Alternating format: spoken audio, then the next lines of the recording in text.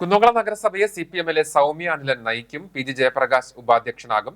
മുന്നണി പാർട്ടി തല ചർച്ചകൾക്കും കൂടിയാലോചനകൾക്കും ഒടുവിലാണ് തീരുമാനം. കുന്നംകുളം നഗരസഭയിൽ കഴിഞ്ഞ കൌൺസിലിലെ ഉപാധ്യക്ഷയും CPM Kunnamkulam west local committee അംഗവുമായ സൗമ്യ അനിലൻ ചെയർപേഴ്സണാകും. നഗരസഭ 4-ാം വാർഡിൽ നിന്ന് 284 വോട്ടുകളുടെ ഭൂരിപക്ഷത്തിലാണ് സൗമ്യ ഇക്കുറി വിജയിച്ചത്. വൈസ് ചെയർമാനാകുന്ന PG ജയപ്രകാശ് 2005-2010 കാലയളവിൽ നഗരസഭയുടെ ചെയർമാനായിരുന്നു. നിലവിൽ CPM-ന്റെ കുന്നംകുളം ഏരിയ കമ്മിറ്റി അംഗവും CITU ഏരിയ ട്രഷററുമാണ്. നഗരസഭ 5-ാം വാർഡ് കിഴൂർ സെന്ററിൽ നിന്ന് 65 വോട്ടുകൾക്കാണ് ജയപ്രകാശ് വിജയിച്ചത്. 39 അംഗ ഭരണസമിതിയിൽ 18 സീറ്റ് നേടിയ LDF ആണ് ഏറ്റവും വലിയ ഒറ്റക്കക്ഷി. UDF-ന് 9 അംഗങ്ങളും BJP-ക്ക് 7 അംഗങ്ങളും RMP-ക്ക് 4 അംഗങ്ങളുമുണ്ട്. ഒരു കോൺഗ്രസ് വിമതയും വിജയിച്ചിരുന്നു. 2015-ലും 2020-ലും കേവല ഭൂരിപക്ഷമില്ലാതിരുന്നിട്ടുകൂടി CPM നേതൃത്വത്തിലുള്ള ഇടതുപക്ഷ ജനാധിപത്യ മുന്നണിയാണ് ഭരണം നടത്തിയിരുന്നത്. ഇതേ സ്ഥിതിവിശേഷം തന്നെ ഇക്കുറിയും തുടരും.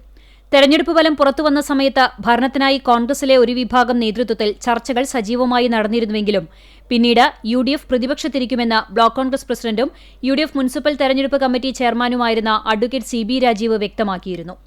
ഇതോടെ ശനിയാഴ്ചത്തെ ചെയർമാൻ തെരഞ്ഞെടുപ്പിൽ വലിയ രാഷ്ട്രീയ അനിശ്ചിതത്വം ഉണ്ടാകില്ലെന്നാണ് സൂചനകൾ.